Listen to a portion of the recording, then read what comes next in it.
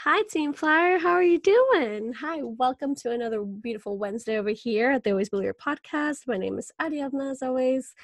And today I'm presenting someone pretty special because of what she does.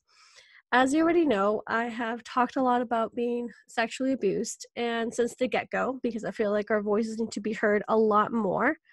And today I have Miss Rosalia with About Consent, and she's going to, dive in deep to tell us what she does, how she's helping the world, and how can we all form part of just making this movement bigger and being heard a lot more. So hi, Rosalia. Hi, thank you so much for inviting me and having me on your show.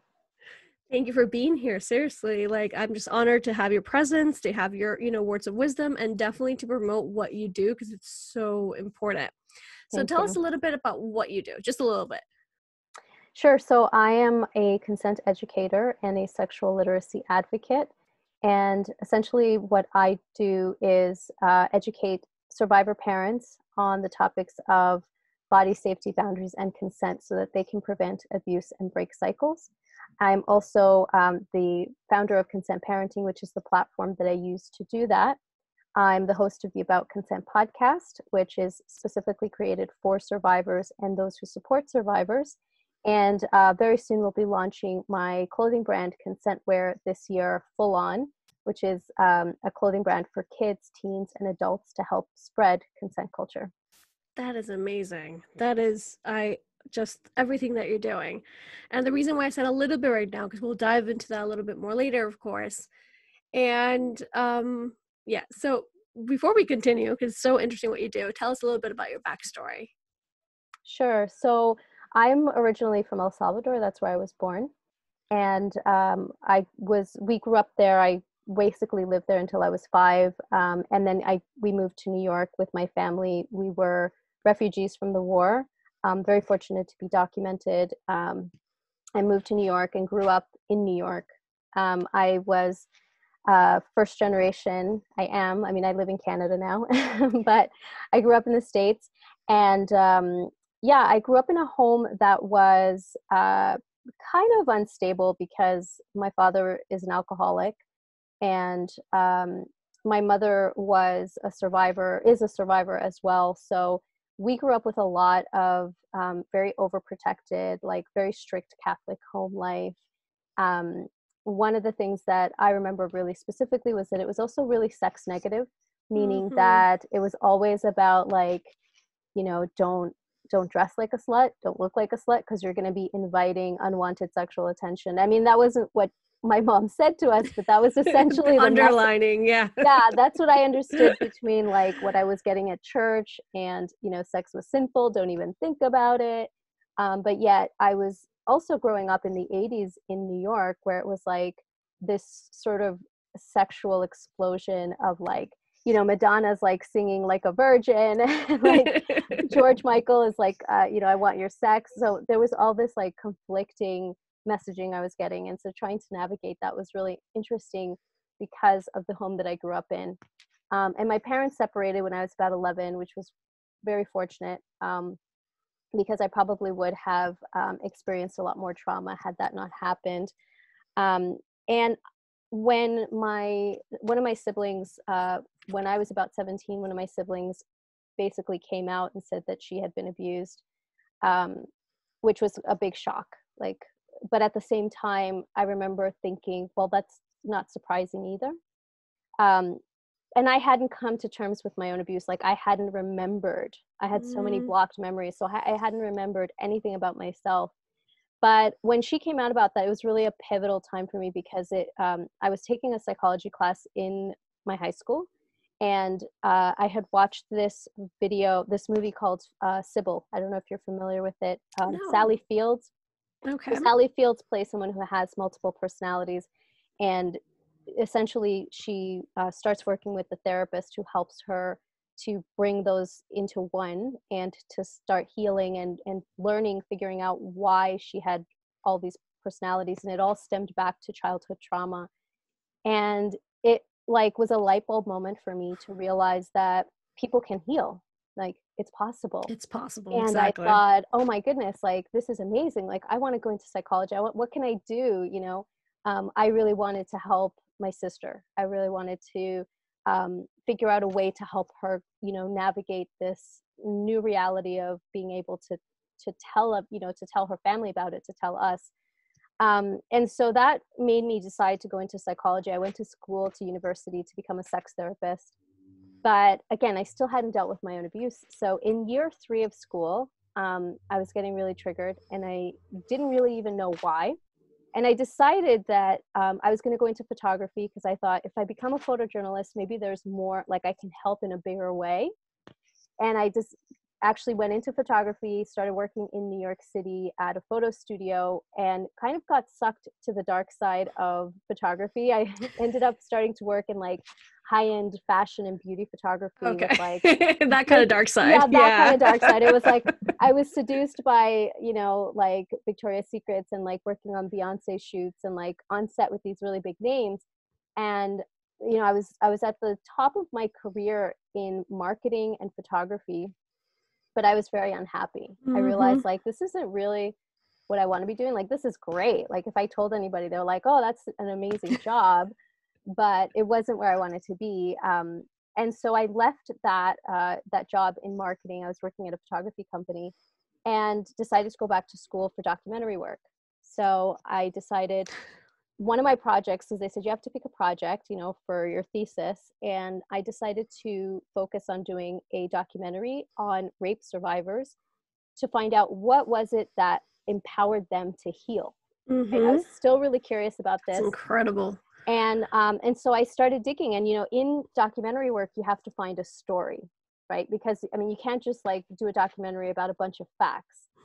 People won't, they want to know, what's the story, exactly. It's a key to storytelling. Yeah. Exactly. Yeah. Yeah. So as I started doing the research, trying to find a story, I started getting triggered again. And it was just like so intense that I couldn't continue doing it. I ended up doing a documentary about organic farming in the end, because I had to put that down. I'm loving your plot twist. I know. I totally keep going like, all right, I'm going to focus on this other thing, completely different. And I put that down for a while, and I kept going back and forth, like, why? It's all right. So this is what happens when it's recorded live, basically how I always say it. You guys already know a little bit of my backstory, of course. I mean, I did an episode about it. I speak openly about it. There's IGTVs. There's going to be more and more. And before I continue telling a refresher of mine, she's back. So there we go. Sorry about that. It's all good. Yeah, so I was just going back and forth in terms of like wanting to do this work, but feeling way too triggered. I hadn't started healing at all, really. I was just like focusing on ways to help survivors, but not really looking at myself in the mirror. And it wasn't until I ended up having kids that it really hit me. This was like the moment where the universe was like, I'm going to force you to look because you have to face the music. You have to face this. There's no running away from it. Is that when you felt that you had to take the step forward? That you had to be like, this is the moment. So the moment you had your first kid, you're like, okay. Well, it actually wasn't until my child was old enough to go to a summer camp. So my oldest was 5 years old. Not even a sleepover. It was like a day camp. But I didn't know everybody who was there. Like, it was weird because they had gone to preschool. It was a really tiny school. I knew everybody there. So I felt comfortable enough. And even then, I was always like kind of nervous, You're always alert. You're always alert. You always kind of like have your backup. But what my child is also gifted. So they're a little bit more advanced, and they were 5. And I just felt like, this was a great opportunity. They wanted to go to this science camp, and I signed them up. And about maybe 1 or 2 days before the camp started, I started panicking. And I was like, wait a second, like, I don't know everybody there. And it was a big, it was like 200 kids or something, right?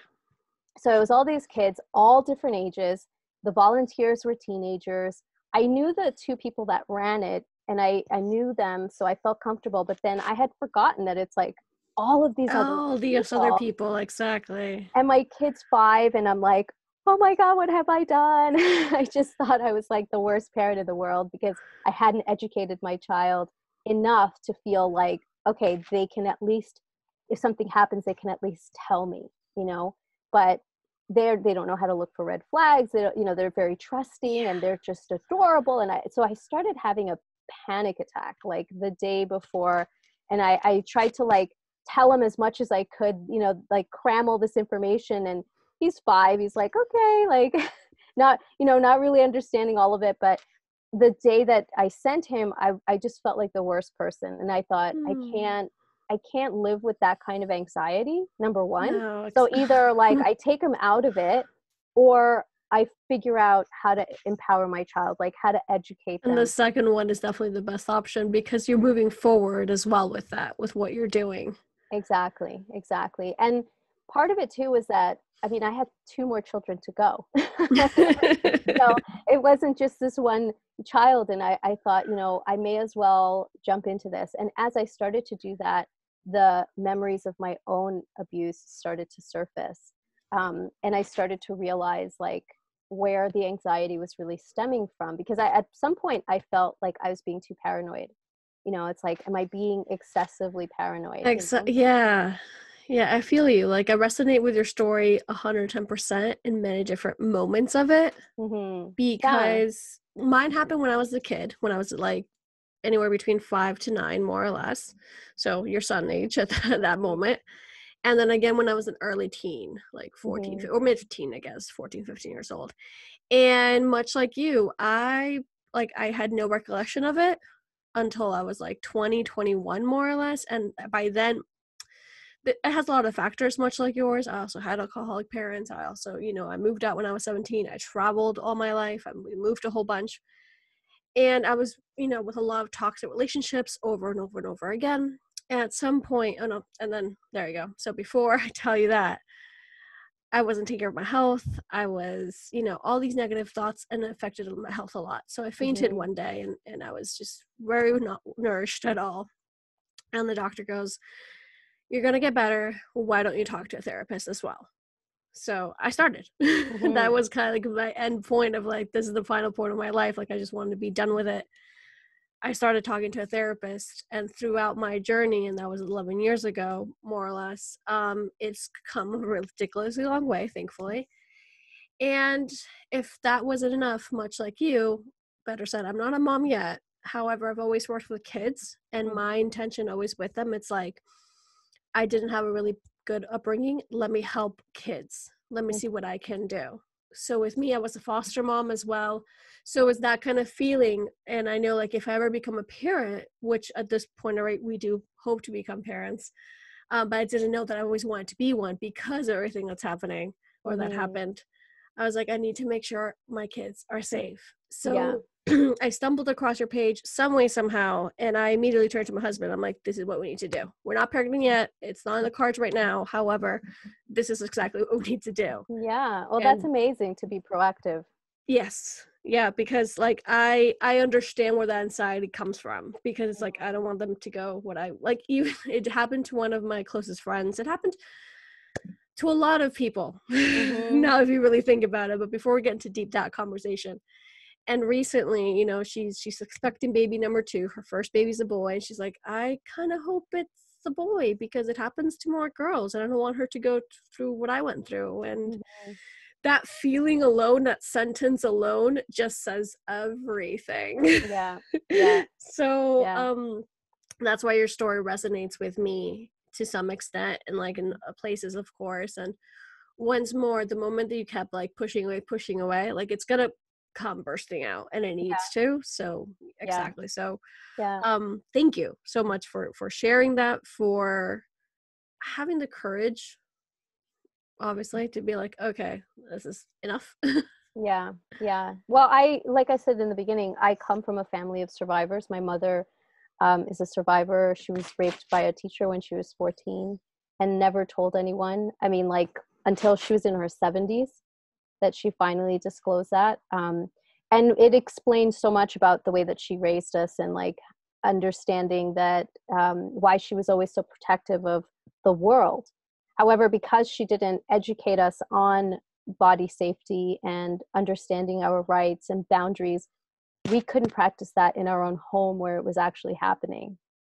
And so one of the things that is really important for me is to educate survivor parents specifically, because that's what they tend to do. They tend to overprotect and think that the enemy is outside. Not that it's always inside either, but we need to empower children overall about their rights, about their boundaries, about overall. what, because mine came from the inside. The first time it was the inside, and the second time was a random stranger. Yeah. So yeah. And I mean, it was a similar situation with me. I was date raped when I was 17, and I didn't even look at it that way when I was 17, because I thought I had put myself in that position. I didn't listen to my mom. I wore a short skirt. I had red lipstick on. I must have flirted. It was my fault. I should have listened to my mom. I shouldn't have put myself in that position, right? So I kept self-blaming, and because of that, I didn't tell anybody. So, and a lot of that also had to do with just low self-esteem, right? A lot of kids who are, child abuse victims are also a lot more of a higher chance that they will be abused again later in life. So it's a pattern that will repeat itself until a cycle is broken. And for survivor parents, their kids are actually at a 5 times higher chance of abuse, because most parents have a hard time even educating, which is what happened with me as well. As I started to learn about how to teach my kids, it was very triggering. And I kept finding myself kind of like stopping and going, okay, well, I don't really need to teach this right now. I'll wait till they're a little bit older. And then you see the headlines that are like, this entire community or this church or this doctor or whoever it is, a teacher or a coach, abused kids. And you're like, oh my God, I have to teach this to my kids. Like, I can't wait.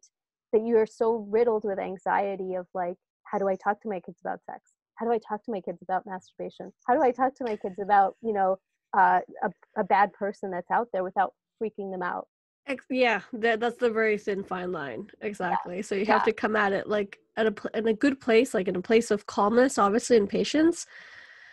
But at the same time, to be firm, it's like this is all the red flags that you need to know. Yeah. And still trust people. There's still love in the world. There's still plenty of love in the world, thankfully, and they're still gonna like, you are the source of that, and keep loving. However, just always protect yourself. So it's very difficult. Yeah. Well, and it was at that point that I realized I need to do some healing. I need to figure out how to manage the anxiety, how to figure out how to reduce it, so I can continue to navigate this and be consistent in how I teach my kids. And how did you break that cycle? Like, how did you go from having those anxiety attacks and be like, oh my God, oh my God, oh my God, to, okay, let's talk. So I started doing a lot of things on my own. So I started trying to learn how to meditate. I started looking at ways to manage my energy. So there's a philosophy of cyclical living. So where you're working with your energy, your energy cycles. So I started kind of putting pieces together. And then I started also going out to see a therapist. So I started working with a hypnotherapist, who has been amazing in helping me develop grounding techniques that work. So I started combining that along with the education that I was learning. And I started helping other people start to do it as well, other parents. And that's when I realized I was onto something, because there's nothing out there for survivor parents. And that was what was really hard for me, because there wasn't anybody else who was talking about that and saying, talking about this aspect of your sexuality might be a little bit triggering. So if you're finding that that's an issue, here's how you can, manage that. There we go. Yeah. Yeah, I love that, because it does trigger. Like, I feel like a lot of people ask me, it's like, oh my God, how can you be so confident? I'm like, first of all, because I was the victim. Like, it was not my fault. Yeah. That's the first thing. It could have happened at 5. It could happen at 55. It doesn't matter. It's not what I wore, not how I flirted. And then second of all, because there's so many people out there still hidden and ashamed, or, oh, it's normal. Kind of your story at 17. It's like, oh, I'm the one who, put the red lipstick or whatever, and for me, what's important, it's not part of who I am, like I always share it, but it is something that needs to be talked about a lot more. Yeah. I never understood why it was taboo. And I'm like, dude, girl, whatever, doesn't matter. It's not your fault. Just go speak out and let's try to help others along Yeah. the way, as well as healing. Because I feel like the more I talked about it back in Spain, because well, for you that you know, and people around me, I lived in Spain for a really long time. I just moved back to the States last summer, and from the age 25 onward there, I did courses, I taught courses, I talked to people, kind of not a full-on therapist, of course, but because I came from a place of, like, I've healed and I've been healing, and I came from a place that I do want to understand, and I'm here for you because you don't have those resources. A lot came out through that, and I was like, this is something I want to continue doing with my platform, whatever platform that may be. Yeah, that's awesome. And that's the important thing for a lot of survivors to note, because a lot of the parents that I work with, they may not have disclosed to anyone, or the abuser is still somehow connected to their family and they don't know how to say anything, or how to protect their children from them. There's a lot. I mean, you can have PTSD or CPTSD, and it's a really hard thing to navigate when you're trying to teach this to your kids, because it's so, like, in your face, the vulnerability. You know how vulnerable your kids are, and you want to empower them, but at the same time you're struggling with your own triggers, right? So that was one of the things that one of the reasons I actually started the podcast as well, was to empower survivors to realize that there is no shame to be had. You did nothing wrong, regardless of what you were told or how you were made to feel, both mentally or physically. And this concept in society, that why I think survivors feel so ashamed to speak out is, and this is also a talk that I'm working on, is really, it stems from this Madonna whore complex, which a lot of people don't, it's funny, I think it should be like, plastered everywhere, that we are still so entrenched in this concept, this idea in society, that women are either virgins or whores. Like, it's, you can't be complete. It's like one or the other. And then as kids, as children, if we buy into that idea, then if there's abuse that's happened, we feel like we're stained, or we're broken, or we're lesser than. And so that's where this sense of shame comes from. And so survivors don't want to speak up and talk, because then they're going to automatically be put into this camp of, you are not worth as much as somebody who didn't experience that. So if, for me, a big part of my podcast is to dismantle shame through women understanding, because the podcast speaks to all survivors. And by the way, I just want to point out, you had said that your friend, thinks that it's more girls than boys, but it's actually almost at par. Unfortunately, boys report at a much lower rate than girls do. That's pretty even. Like, I always knew girls were a little bit more, but I feel like because I've also been documenting myself for the past few years, I'm like, no, I get where the sentiment comes from, obviously. Well, the but statistics I know that are there. Yeah, exactly. Yeah, the statistics, if you look at it, it's somewhere between 1 in 4 or 1 in 5 girls. And then with boys, it's always reported as 1 in 10 or even 1 in 20, depending on where in the world you're looking at. But it actually looks like 1 in 20 in countries where there is a much higher rate of toxic masculinity. And the reason for it is that boys are ashamed to speak up about it because of the toxic masculinity in that part of the world. So you'll see countries that have a much higher rate of religious ideology have a lower rate of reporting by men or boys. And so the numbers are actually higher, but it's just that they're not being reported, they're not documented, because they're not. And so unfortunately, there's a lot of boys and men who are walking around with trauma that they will never disclose, and so unfortunately, a lot of times that ends up being a repeated situation, because they don't seek help, they don't seek support, and it repeats in a really negative way. So, this is why I'm so passionate about the podcast too, to help survivors know that shame doesn't belong to them. And it's really about stepping into the light and not being afraid to talk about it. I love how you definitely directed to both genders, like it should be. Of course, I've heard many of the people like, oh, I'm just directing myself to women, which is fine, and women empowerment, and I get it. It's just that when it comes to this topic, among others, it's like it's a broad one. It's like a general one. It's everybody, basically. Like, it doesn't matter, once again, how old you are. Yeah. It's everybody. So I love that your podcast and your message goes beyond just women.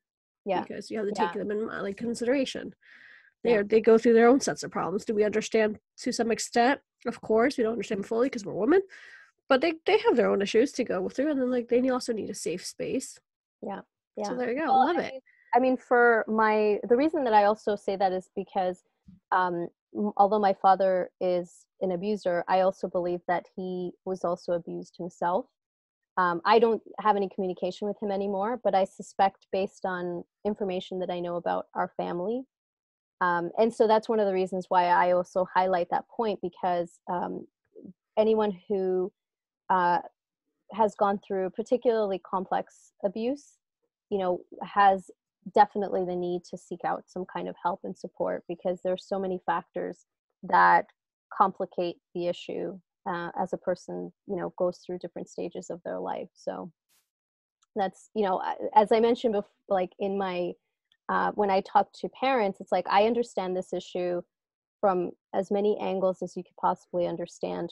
I was fortunate that it wasn't long-term for me as it was for my sister, who it went on for years. Whereas for me, it was a few incidences, and then like I said, I was very fortunate that my parents split up. So, I mean, there's all different levels of abuse. And I, for a long time, didn't believe that my abuse was even valid because it wasn't to the degree that it happened to my sister. And I think that that's also a very common yes, I agree. Because I've had that response as well, because mine has been throughout years. And then people have come up to me and told me something like, oh, it just happened once, just randomly. I was like walking home, or I was at the supermarket, even though like they're quote unquote strangest places, but not strange. It's kind of like where you also don't expect it would happen, it'll happen. And I'm like, no, your feelings and your thoughts are valid, and it's absolutely okay. Like, it's not, that part's not okay, obviously, but it's not not less important because it quote unquote only happened once. You're like, no, it happened, period. Let's deal with it together. So I agree completely that, that's something very common. Yeah. And going back to what we were saying, actually, it's also common that people think it comes from the outside. And way back in the day, you remember like typical things that you saw, that be careful of the white vans, and like don't take candy from strangers, the whole thing, which we understand, of course, but you're like, hun, it also comes from inside. It's people that and that's something important to also point out. Yeah. And I think that it's really at the heart of what I'm doing in terms of abuse prevention.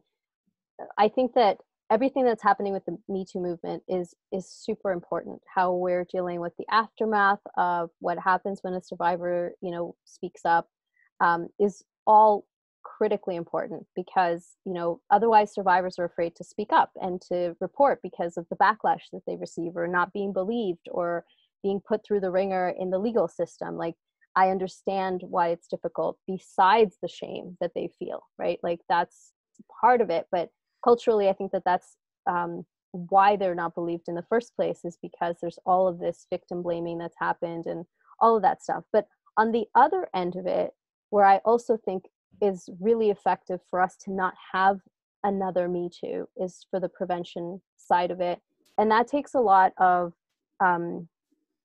what's the word I'm looking for? I guess courage from parents, whether a survivor parent or a non-survivor parent, to have the courage to really tackle this in a comprehensive way. And what I mean by that is not just have like 1 or 2 talks with your kids, about stranger danger, but like really talk about rights.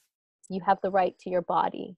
Nobody can touch you if you don't want to. And Sorry, that was my next follow-up question, because I was going to ask you like how you started, and not even how you started about consent, because we kind of already figured it out through your storyline, of course. But what what do you focus on? Because it's not only what you said, stranger danger, but you also focus on, not only saying it once and that's it, those boundaries, knowing your rights, that even if you're only 2 years old or 22 or 52, whatever, you have Yeah. rights. Yeah. Yeah. I mean, consent really comes down to us exercising the freedom of ourselves. So it really comes down to a human right issue and not just about sex. It's really about us understanding and teaching our kids to understand that they always have the right to their body at any age. And more importantly, that they can expect that from others, but that they also have to respect those boundaries in others. So it's a two-way street, you know? So for me, one of the things that I'm really passionate about teaching kids is that this is across the spectrum. Like, this can happen whether it's somebody who's dealing with you online or somebody who's dealing with you in person physically. Because if kids don't understand their rights and they don't understand that they have the ability to say no, even to a figure of authority, then they will always, you know, there's that power dynamic, right, that can always get abused, because that's really what it comes down to, is somebody who has greater power, you know, abuses that person who is in the lesser position of power. And for kids, unfortunately, they are the most vulnerable in our society because they have the least power. So for me, that's why I'm always using that word empowerment, because we have to reclaim it ourselves as survivors in order to be able to pass that on to our kids. Yeah. I love that message, that message of empowerment, of knowing that you, once again, you have rights, and knowing what's right from wrong from a young age. I feel like it's super important, of course, because we all, like we were saying earlier on, you know, like we all are teenagers, we all fall in love. That's like the time that, you know, it happens. But even before then, we're still feeling things. And I figure out that, yeah, I'm little, but I know that this is wrong. And continuing like that process and like that, what's it called? Like teaching them constantly. That as well. Yeah, just make it consistent, ongoing, often. Because kids, I mean, if you look at the way kids learn too, you know, you can tell them, clean the table, pick up your dish, you know, put your socks away. Like, you have to repeat it so many times for them to finally like get it. And so we tend to teach kids like, oh, I'm going to get a couple of safety books and I'll read it once or twice and like they'll get it. But, you know, consent is something that we actually have to practice on a regular basis, that, you know, you have to know what it sounds like and feels like. Because when kids get to the point where they're teenagers and they don't know how to interact with another person because they've never asked somebody for consent, or somebody's never been able to say no because they, you know, were like forced to kiss grandma, or like, you know, forced to hug uncle so and so, like, you don't feel like you have the ability, the right to say no. So it's something that has That's to be super practiced important. ongoing. It needs to be practiced. Something that I know that I'm gonna be doing in the future when I have kids, especially, obviously, because it's really important, especially in different cultures, that you have to give a couple of kisses or a kiss, whatever, because it depends where you're at. Like in Spain, we give two automatically, whoever it is, and it goes beyond to like, oh, you know, it's a grandma. You're like, all right, fine, I love you, obviously, so that's fine. But it goes like to, you know, you just met a a man, or vice versa, and it doesn't matter how old he is, and you have to, because that's etiquette. And you're like, no, like what's that limit? And you can say no, because you have to make sure that you do whatever that's aligned to yourself. And if that's your way of protecting, like, you don't even have to have been sexually abused. Like, this just like goes beyond that. Like, this is your life, this is your body.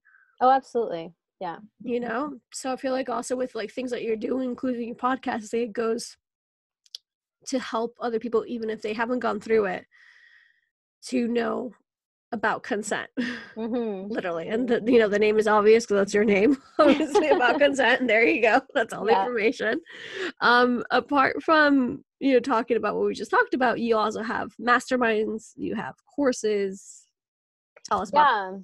So I have a membership that I'm opening actually this week, and I'm very excited about it because it's specifically for survivor parents who really are ready to step in and break cycles. So this is a membership that will give support and guidance and resources Because when we're trying to do it, I mean, this was my experience in the beginning when I was trying to do it on my own and like sourcing the information that I needed to get and like figuring out how to talk to them and when to talk to them. And then if I started to talk to them, I was getting triggered. It can feel really overwhelming, and it makes you want to like just put the brakes on and go, I'm going to maybe take a break and come back to this. And then, 6 months later, you read the headline and you're like, oh my God, I got to teach this. And, you're kind of back to square one. So I talk about this as a anxiety loop that survivor parents tend to go through. And so knowing that there wasn't anything else out there, I decided to create what was missing and created this program. I did a course last year with a number of parents that helped me create the program essentially. So I had all these ideas of what I wanted to offer. And then we did the program in an 8-week cycle. And they were like, this is amazing, but it's intense. It's like too much to do in one shot because it can still be triggering that way. Mm-hmm. So I thought, okay, I'm going to spread this out. How can I make it so that people can do it in their own timeline without feeling like super pressured, but also feeling supported and guided? And so that's why I developed the membership to be able to do that and putting into practice all of the things that I've been learning through working with parents and seeing how it's empowering them and how excited they are now to see their kids also being empowered, which is the end goal, right? To like prevent abuse. So yeah, so that program is going to be starting. And I also work one-on-one with clients. So that's also my favorite thing because it really helps me understand different survivor experiences. So yeah. And would you recommend these courses for just parents? People who maybe like me, who I'm not a parent yet, but I will be soon and I want to get informed. Mm-hmm. Yeah, well, it's interesting because I think that you can teach consent to a child as soon as they're born. And people always go, how, how do you do that? Like, how could a child that young understand? But you're teaching consent in the way that you handle your child, in the way that you talk to them and explain to them, like, how is it that what you're going to do before you do it, so that they get used to that communication and understanding that someone always has to inform you about what they're going to do. Like even when you go to a doctor, I have these consent letter templates that I offer in the membership. So as an example for a medical one, it's a template that you give to your doctor, like you fill it out and you give it to your doctor, and it essentially says, I'm teaching my child about consent education, and these are the expectations that we have for how you interact with them. And so number one, you have to inform the child of what you're going to do. You have to inform them about why you're going to do it. You have to inform them about how you're going to do it. And then you have to ask for consent. And you don't just ask for consent, you have to wait for them to say yes or no. So this also educates your child about what their expectations need to be. So then they also know, you have to tell your child, like, this is what you should expect from this person, from this doctor, so that your child isn't just like, they're not just like used to somebody handling them. They know that they need to hear this, and it starts to develop this understanding of their rights in a really like powerful way. And also to the adults in your life that are interacting with your child to say, number one, my child knows their rights. Number two, this is what is expected of how you should be interacting with someone. And three, like, don't mess with my kid. So it's like this sort of extra layer of I love that. I love that because like they get handled so many times. And like I said, I was a foster mom. I was an au pair. I did Big Brother, Big Sister, like anything under the sun with kids. Basically, I was been doing it for a long time. And I'm like, the amount of times like strangers were come up and like, oh, such a sweet child, and like pat it on their head, and you're like, what are you doing? Do you want a stranger to go and pat you on your head? No. Yeah. Like just because they're kids. Yeah, and it's hard for parents who have never like they don't even know sometimes how to tell us, like, somebody like, actually, please don't do that, Also true, yeah, because it's awkward. And so in this program, for example, like I teach parents how to do that and how to have the conversations either ahead of time. Like if you know that, grandma comes over and she's overly like, and your kid's kind of like, I don't really want to hug, but it's grandma, and it's not that they don't love grandma. It's just that maybe that day they don't feel like hugging, but we're like forcing these interactions. So sometimes it's about a parent saying, actually, they have a choice of how they want to greet. So how would you, and say, so, Max, how do you want to greet grandma today? And making it a comfortable, normalized conversation about physical interactions, right? So those are really important little details that, a lot of survivors are uncomfortable with at the beginning because it wasn't taught to them. It's not the norm. They didn't learn boundaries, all those kinds of things. So getting that kind of support that's ongoing for the parent is just as important so that they can then teach it to their kids. So it doesn't have to be just for parents. A lot of people are actually interested in joining just because they want to learn how to empower themselves. And that's the beautiful part of this too, is that as you're learning this, you're learning how to develop boundaries, how to implement them, how to uphold them. And then you teach it to your kids. I love so everything that you stand for, because it's so empowering and it's so needed in so many different ways. Because it goes, like I said, beyond, like, it doesn't matter if you've been sexually abused, like it does matter, but in this particular case, it's about consent, period. Yeah. Like, it's just knowing your rights and knowing what boundaries are, so it doesn't happen to you nor your loved ones. And if it has, how to go and move forward from it, of course. Yeah. You were talking a little bit about the fashion line, and one of my next questions was, what do you want to achieve with About Consent? What's your goal? What's your upcoming projects? Yeah, so my mission, and I know it sounds grandiose, but my mission is to eradicate child sexual abuse in the same way that we did with polio. And especially now with the online predators that have so much access to kids, and parents do not realize the scope of this issue. I recommend anybody check out the podcast episode that just came out this week from the New York Times, where they did a month-long investigation about the child sexual abuse material online and how prevalent and how much of a problem it is, and how much law enforcement can't even keep up with it. The scope of the issue is exploded. And so the reason that it's exploded is because people don't want to look at this problem. It's an ugly problem to look at, and they just want to look away and pretend like it's not there. And the more that people do that, the more it goes underground and the bigger it gets. So my mission is to get as loud about this as possible, and educate as many people about it as possible, and empower as many kids as possible. And I can only do that with the help of parents. So I'm, working with as many people as I can to get the message out. People like yourself, I'm grateful for, because we need to normalize this conversation and really get it out of the shadows. So, that's what I'm hoping to do with the podcast, with my programs, and with CONSENTwear.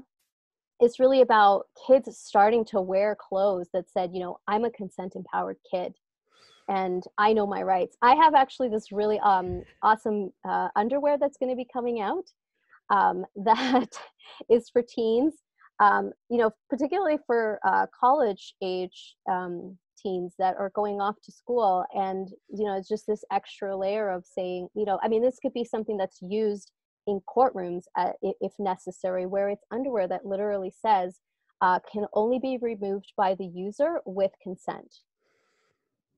So it's outstanding.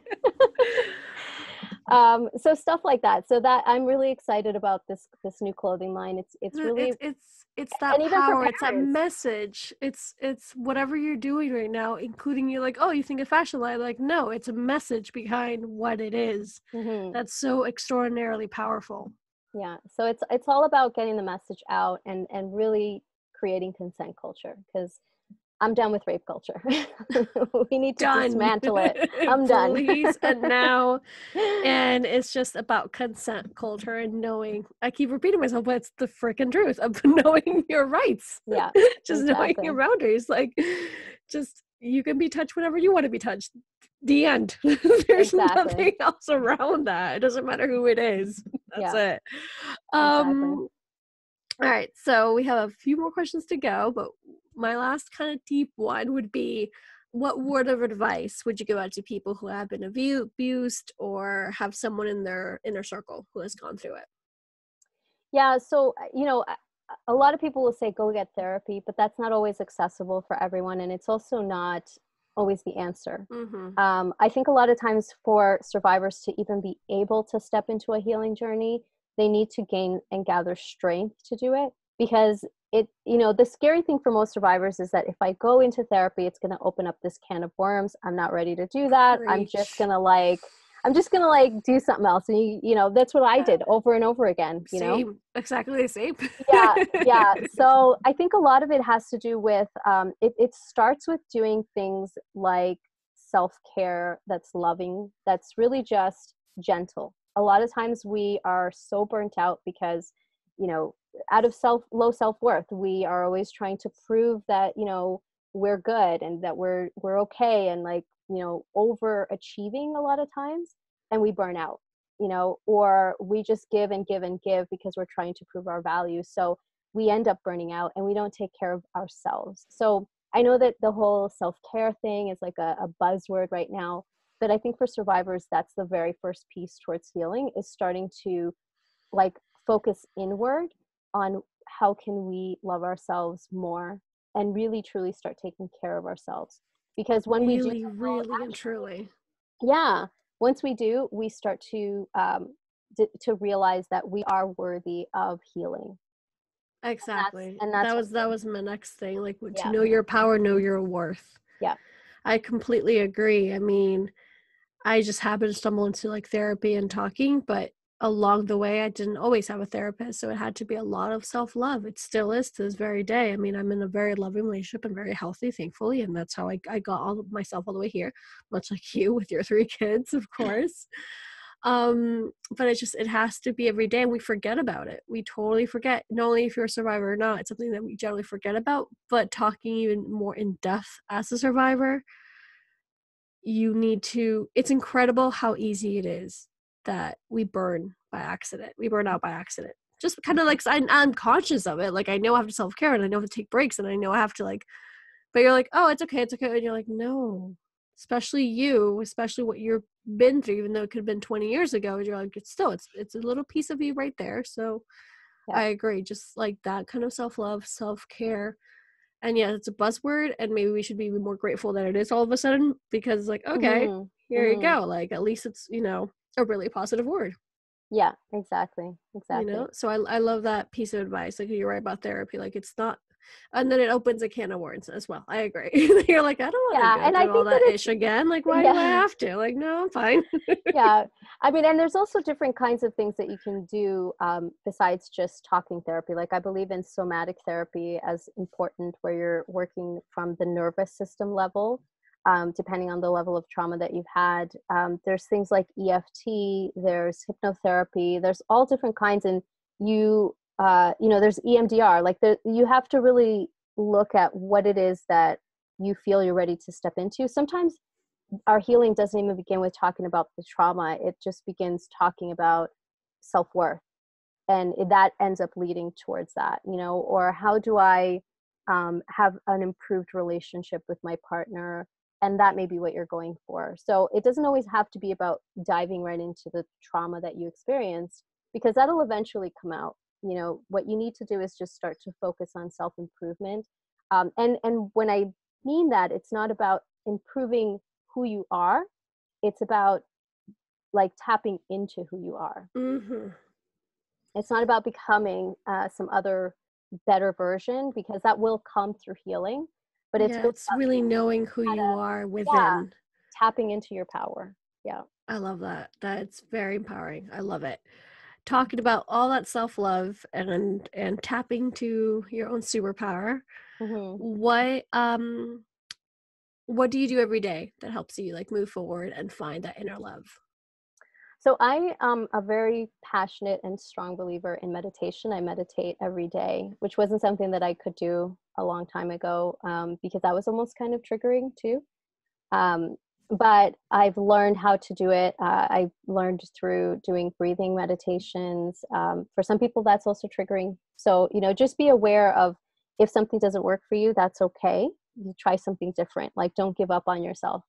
But for me, it's been meditation and really learning how to connect with my inner voice. Like I always joke and say, like, I have a morning meeting every day with myself, because it's where I can really center and focus on, I do a lot of like neuro rewiring as well through that.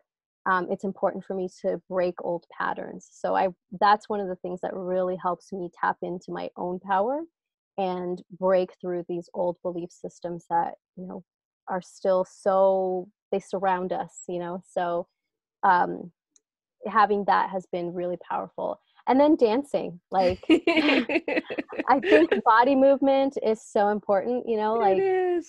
dancing in the kitchen is all I can do these days. I used to love going out and dancing, but Tell me about it. music heals me, so music is still something that, and then just trying to find moments of joy, like being more playful with my kids, which is something that I lost the ability to do when I was younger because I was in such a rush to grow up and like not be this little vulnerable kid, right? And I wanted to like be a grown-up, so I tried to grow up so fast and I became serious and like I started taking myself too serious. So I try to find that playfulness and that joy in my life more now. Resonate with you with those three things because I feel like for me meditation is my own inner power as well, and you do talk to yourself and you rewire, and like I visualize, and I have a whole series of things that I do, and I have to do it every day, or I try to, like that's like one, like you said, the morning meetings, for example. I love that. Dancing for life. Dancing, it's just music, just having that space, and even if it's around the kitchen, around the room, I get it. And then playfulness. I also grew up too fast, without a doubt. And you become serious. I mean, I'm always like very keeping my inner child alive, and I feel like I keep achieving that. It's just like sometimes you're like, do it more, play more. Yeah. Your life with joy. All right, so for the final three, easy peasy, these ones. What are three adjectives that describe you, my love? Driven, passionate, and the third one, probably funny, but just on the DL. Just for the real VIPs, basically. Yeah. Love it. What are you thankful for? Oh my goodness, I'm thankful for so much. I'm thankful for my partner, who is, I always say an alien because he's not from this planet. I don't know where he came from, but I'm so fortunate and blessed to have him. And just, grateful for everything that comes my way, just the ability that I have to attract goodness into my life. So, yeah. And my lovely, lovely Rosalia, where can we find you? You can find me through CONSENTparenting.com or AboutCONSENT.com. Those are the two websites. I'm also on Instagram. I have two handles, AboutCONSENT Podcast and Consent Parenting. I'm also on Facebook on About Consent, and almost a little bit of everywhere. Like I'm on LinkedIn, I'm on YouTube and Pinterest. I try to sprinkle a little bit of consent culture everywhere. So, but usually Facebook and Instagram are the two places that I hang out the most. Perfect. So thank you very, very much for allowing us to have an hour of your time. Oh, thank you. And just spreading this positive message and outlook that we can do it, and it's our body, our choice, and just literally about consent. Exactly. Well, to your empowerment, thank you so much for having me. Just a pleasure. And that's it for today, my lovely dear flyers, with our lovely Rosalia. New episodes every single Wednesday, of course, here both in Spanish and in English, because we just love being bilingual and just making sure that we reach out to as many people as possible. Check out, much like Rosalia, we're always online, literally everywhere, on Facebook, Instagram, etc. TikTok even, because we want to have fun. TikTok is fun for me, right? And yeah, just check us out, and we'll talk to you all very soon. Have a beautiful day. Bye, Rosalia. Adios. Ciao, amor.